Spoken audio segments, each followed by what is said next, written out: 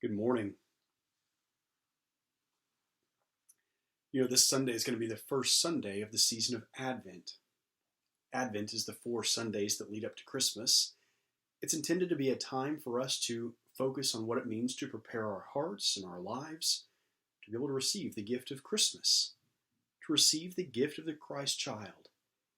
We spend this time as Christians every year getting ready for Christmas, not only because we know of the birth of the Christ child, the infant Jesus, but it's also a time where we remember our faith and the hope and the promise that Christ will come again someday. So we're preparing ourselves not only for the birth of Jesus, but also for the second coming of Christ and for the hope of what God will do in final victory. As we begin Advent this Sunday, it is the beginning of the Christian year in our Christian calendar. It's an opportunity for a new beginning, a new day. I think that's something that we're all in need of at different times, especially this year. This year has been a year that has been unlike any other for most all of us. A year that has looked so different than what many of us could have ever anticipated at the start of this year. For some, it has been a very difficult year. A year of darkness, a year of loss, a year of grief. For others, maybe it's been a year where you're able to look back and see the blessings in your life this year and how this year may have brought some positives. But either way, as we approach this Advent season and begin to prepare ourselves for Christmas, I've been thinking a lot about our first Christmas at the St. Luke's Edmond campus. It was back in 2014. It was earlier that year in March the 30th, that we launched St. Luke's Edmond. We were meeting at Sequoyah Middle School there in Edmond, meeting in the middle school cafeteria. That's where we held worship services every week. We would go in and we would set up church there in this cafeteria, and we would have our services, and every Sunday we'd break it back down. Well, it was a couple of months into our new campus in May that we were getting ready for our Memorial Sunday. Typically at St. Luke's every year when we celebrate Memorial Sunday, we take time to read the names of those saints on whose shoulders we stand. Those in our family of faith have passed away in the last year, and we take time to light candles in their memory. Well, it was as we were preparing for that service that we found out that there is a policy at the school that you can't light candles in the school. Many schools have such policies, and so it made sense whenever they told us about this, and so we started to get creative for that Memorial Sunday of how we would still celebrate those saints in our lives. But as we were talking about that, it hit me that come December, we were going to have to come up with some innovative ideas for our Christmas Eve service. Every year at St. Luke's, we celebrate Christmas Eve with our candlelight worship services. It's always so meaningful as we celebrate the light of Christ coming into the darkness of this world. And it's always a beautiful image as we begin to see the candlelight spread around the room at the end of the services as we sing Silent Night together and go back out, carrying that light of Christ with us into the darkness of the world. Well, as we were preparing for Christmas Eve, we knew we couldn't have the candles for the candlelight service.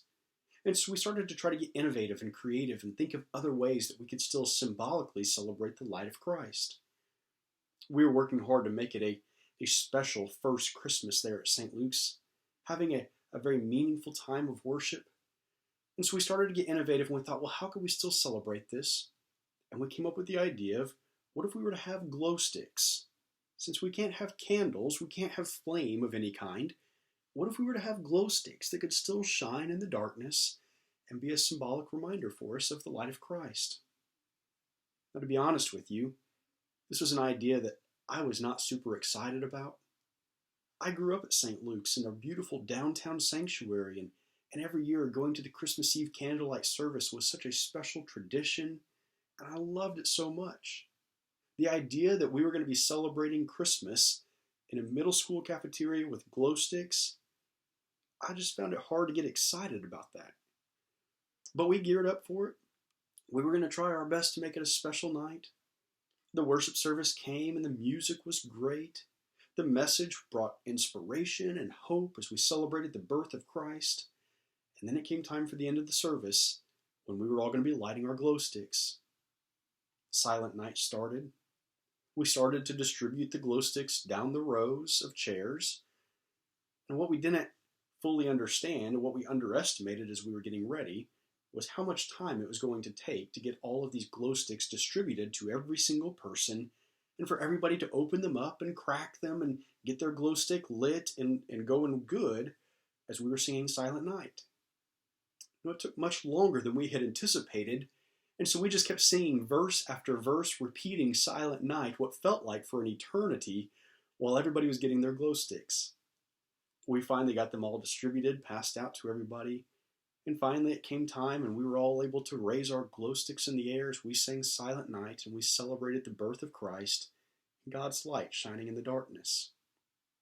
As we stood there in that moment, all raising our glow sticks high in the air, I looked out upon everybody and I was just overcome with emotion. It wasn't what I had always imagined Christmas to be like. It wasn't in a big, beautiful sanctuary with lots of candlelight everywhere.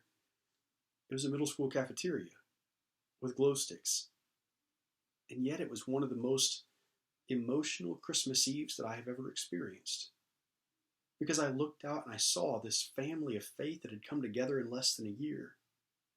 And although we weren't in a big, beautiful place, we were together. We were able to share that love and those relationships. It may have been one of the more simple Christmas services that I've ever been a part of, but it was one of the most joyful, one of the most peaceful.